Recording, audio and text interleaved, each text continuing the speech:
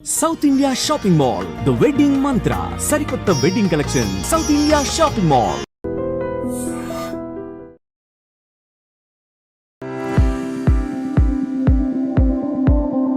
అందరికీ నమస్కారం. నేను మీ ఆయుర్వేద డాక్టర్ చిట్టిపొట్ల మధుసూదన శర్మని. మనం ఈ వీడియోలో ఆధునిక కాలపు అనారోగ్యాలకు వెల్లుల్లి చక్కటి వైద్యం అనేటువంటి అంశాన్ని గురించి తెలుసుకోబోతున్నాం. ఆధునిక కాలంలో వచ్చేటువంటి అనారోగ్యాలు ఇంచుమించు మనకందరికీ తెలిసినటువంటివి. షుగరు, బీపీ, కొలెస్ట్రాలు, వెయిటు, ఇవన్నీ కూడా ఆధునిక కాలంలో మనకు ఉండేటువంటి గొప్ప క్వాలిఫికేషన్స్ అని చెప్పేసి బ్రాడ్గా చెప్పుకోవచ్చు. అంటే చాలామందిని వేధించేటువంటి అత్యంత సర్వసాధారణటువంటి సమస్యలుగా పరిణమించినటువంటి అనారోగ్య పరిస్థితులు జనరల్గా ఇవి ఉంటాయన్నమాట. మరి వీటిల్లో వెల్లుల్లి పాత్ర అమోఘంగా ఉంటుంది. వెల్లుల్లినే కొన్ని ప్రాంతాల్లో తెల్లగడ్డ అని చెప్పేసి, అదేవిధంగా కొన్ని ప్రాంతాల్లో ఎల్లిపాయ అని చెప్పేసి, ఎల్లిగడ్డ అని, అట్లే ఇంగ్లీష్లో గార్లిక్ అనేటువంటి పేరుతో పిలుస్తూ ఉంటారనమాట. వెల్లుల్లిలో ప్రకృతి కొన్ని వేల రసాయనిక పదార్థాలు నిక్షిప్తం చేసి మానవాళి సంక్షేమం కోసం, అభివృద్ధి కోసం, ఆరోగ్య పరిరక్షణ కోసం మనకు అందించిందంటే ఆశ్చర్యం వేస్తుంది. ఈ వెల్లుల్లిలో అనేక రకాలైన రసాయన పదార్థాల్లో ముఖ్యమైనటువంటి రసాయన పదార్థాల గురించి మనం ఆలోచించినట్లయితే అలిసిన్ అనేటువంటి రసాయన పదార్థం చాలా ఎక్కువ ప్రమాణంలో ఉంటుంది. అంటే 100 గ్రాముల వెల్లుల్లిని మనం తీసుకున్నట్లయితే అందులో 3.6% అలిసిన్ ఉంటుందన్నమాట. దీంతోపాటు ఇనిలిన్, డైసల్ఫైడు, సల్ఫరు, నైట్రేట్సు, ఇలాంటి అనేక రకాలైనటువంటి రసాయన పదార్థాలు కూడా ఈ యొక్క వెల్లుల్లో ఉంటాయి. మరి ఈ రసాయనిక పదార్థాలు మన ఆధునిక జీవితంలో, ఆధునిక కాలంలో నేను చెప్పిన పరిస్థితిలో ఉన్నటువంటి ఈ యొక్క వ్యాధులు అన్నింటిలో కూడా ఇవి ఉపయోగపడతాయి.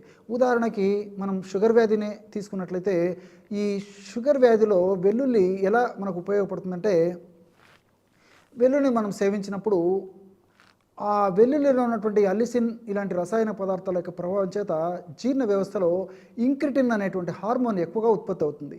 ఎప్పుడైతే ఇంక్రిటిన్ అనేటువంటి హార్మోన్ ఎక్కువగా ఉత్పత్తి అవుతుందో ఆ యొక్క ప్రభావం చేత ఇన్సులిన్ ప్రొడక్షన్ పెరుగుతుందన్నమాట. అంటే ఈ యొక్క ఇంక్రిటిన్ హార్మోను ఇన్సులిన్ ఉత్పత్తి చేసే ప్యాంక్రియాస్ను చైతన్యవంతం స్టిమ్యులేట్ చేసేసి ఆ యొక్క స్టిమ్యులేషన్ ప్రభావం చేత ప్యాంక్రియాస్ నుంచి మనకి ఇన్సులిన్ అనేటువంటి ఒక హార్మోన్ ఉత్పత్తి అవుతుందన్నమాట.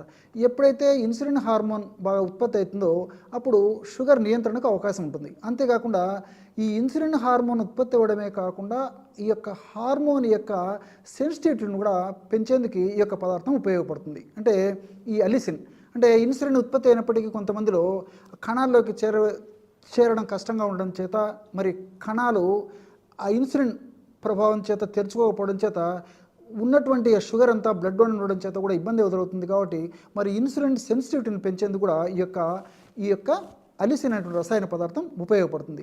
దీంతోపాటు ఇనిలిన్ అనేటువంటి రసాయన పదార్థం కూడా ఇందులో ఉండడం చేత ఈ ఇనిలిన్ యొక్క రసాయన పదార్థం ఏంటంటే ప్రేవుల్లో, ముఖ్యంగా పెద్ద ప్రేవుల్లో మనకు ఉపయోగపడేటువంటి మంచి బ్యాక్టీరియాని, అంటే జీర్ణ వ్యవస్థలో మనకు ఉపయోగపడేటువంటి మంచి బ్యాక్టీరియాని బాగా వృద్ధి చేసేందుకు ఈ యొక్క పదార్థం ఉపయోగపడుతుంది అనమాట. ఈ యొక్క ఇనిలిన్ అనేటువంటి రసాయన పదార్థం ఉత్పత్తి అవుతుంది. ఎప్పుడైతే మంచి బ్యాక్టీరియా మనకు దేహంలో, ముఖ్యంగా జీర్ణ వ్యవస్థలో బాగా ఉత్పత్తి అవుతుందో అప్పుడు ఈ ఇంక్రిటిన్ అనేటువంటి హార్మోన్ కూడా మరింత శక్తివంతంగా, సమర్థవంతంగా ఉత్పత్తి అయ్యేందుకు ఈ యొక్క మంచి బ్యాక్టీరియా కూడా ప్రత్యక్షంగా, పరోక్షంగా దోహదపడేందుకు అవకాశం ఏర్పడుతుంది. ఈ విధంగా మల్టిపుల్ బెనిఫిట్స్ ఈ యొక్క షుగర్ వ్యాధిగ్రస్తుల్లో ఈ యొక్క వెల్లుల్లి కలుగజేస్తుంది. అట్లే బీపీ, రక్తపోటు, ఈ రక్తపోటు కూడా ఈ వెల్లుల్లి చాలా అద్భుతంగా పనిచేస్తుంది. వెల్లుల్లిలో నైట్రేట్స్ అనేటువంటి పదార్థాలు ఉంటాయి. ఈ నైట్రేట్స్ పదార్థాలు ఉన్నటువంటి వెల్లుల్లిని మనం ఆభ్యంతరంగా కడుపులోకి వాడినప్పుడు ఆ నైట్రేట్స్ నైట్రిక్ ఆక్సైడ్గా మార్పు చెందుతాయి. ఎప్పుడైతే నైట్రిక్ ఆక్సైడ్గా ఈ యొక్క పదార్థం మార్పు చెందుతుందో అప్పుడు సర్వసాధారణంగా ఆ రక్తనాళాలు సంకోచ వ్యాకోచ స్థితి బాగా జరిగేందుకు అవకాశం ఏర్పడుతుంది. ముఖ్యంగా రక్తనాళాలు బాగా వ్యాకోచం చెందుతాయి. ఎప్పుడైతే రక్తనాళాలు బాగా వ్యాకోచం చెందుతాయో రక్తపోటు సజావుగా సక్రమసిద్ధంగా ఉండేటువంటి పరిస్థితి ఏర్పడుతుంది. రక్త ప్రవాహం కూడా సజావుగా జరిగేందుకు అవకాశం ఏర్పడుతుంది. కాబట్టి రక్తపోటు నియంత్రణలో ఉండేటువంటి పరిస్థితి కూడా దీనివల్ల కలుగుతుందన్నమాట, ఈ యొక్క నైట్రేట్స్ వల్ల. అట్లే కొలెస్ట్రాల్ గురించి ఆలోచించినట్లయితే మనకు లివర్ అంటే కాలేయంలో ఈ యొక్క కొలెస్ట్రాల్ తయారవుతుందన్నమాట. ఈ కొలెస్ట్రాల్ తయారయ్యేందుకు కాలేయానికి 3 రకాలైనటువంటి ఎంజైమ్స్ అవసరం. కాబట్టి ఈ 3 యొక్క ఎంజైమ్స్ని కరెక్ట్గా నియమ పద్ధతిలో సక్రమంగా, అది మరీ ఎక్కువగా కాకుండా పద్ధతిలో అది ఉత్పత్తి చేయగలిగినప్పుడు మనకి మంచి కొలెస్ట్రాల్ బాగా ఉత్పత్తి అయ్యి చెడు కొలెస్ట్రాల్ తగ్గేందుకు అవకాశం ఏర్పడుతుంది. అలిసిన్ అనేటువంటి రసాయన పదార్థం లివర్ను చైతన్యవంతం చేసి ఆ 3 రకాలైనటువంటి ఎంజైమ్స్, కొలెస్ట్రాల్ ఉత్పత్తిని చేసేటువంటి 3 రకాల ఎంజైమ్స్, అంటే కొలెస్ట్రాల్ ఉత్పత్తికి దోహదపడేటువంటి 3 రకాల ఎంజైమ్స్ను సక్రమ పద్ధతిలో, అంటే అతిగా అవి ఎంజైమ్స్ ఉత్పత్తి కాకుండా సర్వసాధారణంగా తగినంత ఉత్పత్తి అయ్యేట్లు, అదేవిధంగా పరోక్షంగా మంచి కొలెస్ట్రాల్ ఉత్పత్తి అయ్యేందుకు కూడా ఈ యొక్క అలిసిన్ లివర్కు సహకరిస్తుందన్నమాట. అట్లే మరొకటి చివరిగా ఇంతకుముందు చెప్పుకున్నాం కదా, షుగర్కి, తర్వాత బీపీకి, అదేవిధంగా కొలెస్ట్రాల్కి ఇది ఉపయోగపడుతుందని. మరి వెయిట్ కూడా ఉపయోగపడుతుంది.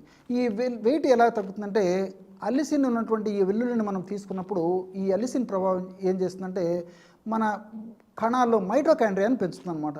అంటే మైటోకాండ్రియా శక్తిని కరగజేసేటువంటి కేంద్రాలు, ఆ యొక్క భాగాలు కణంలో ఉన్నటువంటి మైటోకాండ్రియాలు. అంతేకాకుండా ఈ మైటోకాండ్రియాని పెంచడం వల్ల ఫ్యాట్ మెటబాలిజం అంటే జీవనక్రియ వేగవంతం అవుతుంది. ఎప్పుడైతే ఫ్యాట్ మెటబాలిజం జీవనక్రియ వేగవంతం అవుతుందో అప్పుడు దేహంలో ఎక్కడ ఎక్కువగా సంచితమైన కొవ్వు కరిగేందుకు కూడా ఇవి ఉపయోగపడుతుంది అనమాట. ఈ విధంగా అలిసిన్ ఈ పద్ధతిలో కూడా ఉపయోగపడుతుంది. కాబట్టి సర్వసాధారణంగా మనం ఎదుర్కొనేటువంటి నిత్య జీవితంలో, అంటే పాశ్చాత్య సంస్కృతి నాగరికత ప్రభావం చేత ఆధునిక కాలంలో ఎదుర్కొనేటువంటి ఇలాంటి అనేక రకాలైనటువంటి వ్యాధులు కూడా ఇది చాలా చక్కగా చెక్ పెట్టేందుకు అవకాశం ఏర్పడుతుంది. మరి ఈ వెల్లుల్లిని వాడే విధానం తెలియక, అవగాహన లోపం చేత మరి చాలామంది రోజు విపరీత ప్రమాణంలో వాడుతున్నప్పటికీ నేను చెప్పినటువంటి ఈ యొక్క జబ్బులు ఏవైతే ఉన్నాయో, అనారోగ్య వాతావరణంలో కలిగేటువంటి ఈ యొక్క నాగరికత ప్రభావంతో కలిగేటువంటి జబ్బులు ఏవైతే ఉన్నాయో వీటిలో ప్రభావం కనిపించడం లేదు. కారణం ఏమంటే వీళ్ళకి అవగాహన లోపం. అంటే మనం ఎప్పుడైతే వెల్లుల్లిని ఎక్కువగా వండుతామో, ఎక్కువగా వేయిస్తామో, ఎక్కువగా ఉడికిస్తామో అప్పుడు అందులో ఉన్నటువంటి అలిసిన్ అనేటువంటిది, అదేవిధంగా ఇతర కెమికల్స్, రసాయన పదార్థాలు క్రమంగా నశించిపోయి కేవలము రుచి వాసన పదార్థాలు మిగిలిపోతుంది తప్ప వాటి యొక్క ఔషధ గుణాలు మనకు చేరవన్నమాట. అందువలనే మనకు అవగాహన లోపం చేతనే మనకు ఆశించినటువంటి ఫలితాలు కలగడం లేదు. కాబట్టి మన పద్ధతి ప్రకారం అవగాహనతో దీన్ని వాడుకోవడం వల్ల చాలా సమర్థవంతమైనటువంటి ఫలితాలు మనం చెప్పుకునేటువంటి వ్యాధుల్లో కలుగుతాయన్నమాట. అట్లే మరి ఎలా వాడుకోవాలంటే, సర్వసాధారణంగా పోంపు పెట్టినప్పుడు కూడా నూనెను బాగా వేడి చేసి లేదా మరిగించిన తర్వాత ఆ మరిగేటప్పుడు బాగా వేడిగా ఉన్నప్పుడు మనం వెల్లుల్లి రెబ్బరిని క్రష్ చేసేసి అందులో వేసేస్తాం అనమాట. అప్పుడు మొత్తం దీంట్లో ఉన్నటువంటి ఔషధ గుణాలన్నీ పోతాయి. అంటే అల్లిసిన్ను నేను చెప్పాను కదా, ఈ సల్ఫర్ ఇవన్నీ పోతాయి అన్నమాట. మరి అలా కాకుండా ఎలా వాడుకోవాలంటే, మీరు పోపు పెట్టేటప్పుడు కూడా ఆహార పదార్థాల్లో, వంటకాల్లో అప్పుడు మీగడ వాడుకోవడం మంచిది. మీగడ ఎందుకంటే ఒక 50 డిగ్రీలు 60 డిగ్రీల టెంపరేచర్ వెళ్ళేసరికి ఆ మీగడ కరుగుతుంది. కాబట్టి ఆ కరిగినటువంటి మీగడలో ఈ వెల్లుల్లిని వేయడం వల్ల వెల్లుల్లిలో ఉన్నటువంటి పోషకాంశాలు కానివ్వండి, అదేవిధంగా నేను చెప్పినటువంటి ఈ యొక్క రసాయన పదార్థాలు కానివ్వండి డ్యామేజ్ కాకుండా ఉండి శరీరానికి ఉపయోగపడేదానికి అవకాశం ఏర్పడుతుంది. కాబట్టి ఈ పద్ధతిలో వాడుకోవడం వల్ల చాలా సమర్థవంతమైనటువంటి ఫలితాలు కలిగేటువంటి పరిస్థితి ఏర్పడుతుంది. కాబట్టి వెల్లుల్లి మంచిది, ప్రకృతి మంచిది ప్రసాదించింది. కానీ మనకు అవగాహన లోపం చేత దాన్ని సద్వినియోగం చేసుకోలేక విచ్చలవిడిగా విచక్షణ రహితంగా వాడుకోవడం వల్ల దాని ఫలితాలు మనం పొందలేకపోతున్నాం. కానీ మరి ఇప్పటికైనా మనం దానిపైన అవగాహన కలుగజేసుకొని చక్కగా పద్ధతి ప్రకారం మనం వాడుకోగలిగినట్లయితే చాలా సమర్థవంతమైన ఫలితాలు ఈ యొక్క ఆధునిక కాలపు జీవనశైలిలో వచ్చేటువంటి వ్యాధుల్లో కలుగుతాయి. అంతేకాకుండా ఈ యొక్క వ్యాధులు త్వరగా తగ్గేందుకు కూడా వెల్లుల్లిలో ఉన్నటువంటి ఇతర అనేక రకాలైనటువంటి రసాయన పదార్థాలు కూడా ఉపయోగపడతాయి. కొత్త వ్యాధులు రాకుండా కూడా ఈ యొక్క రసాయన పదార్థాలు మనకు సదా మన దేహంలో ఉంటూ, సదా కాపాడుతూ, సదా రక్షిస్తూ ఉంటాయి. చూశారు కదా ఎటువంటి అద్భుతమైనటువంటి అంశాన్ని వెల్లుల్లి గురించి మీరు ఈ వీడియోలో తెలుసుకున్నారో. మరొక వీడియోలో మరొక అంశంతో మళ్ళీ కలుద్దాం. అంతవరకు నమస్కారం. మీ చిట్టిపొట్ల.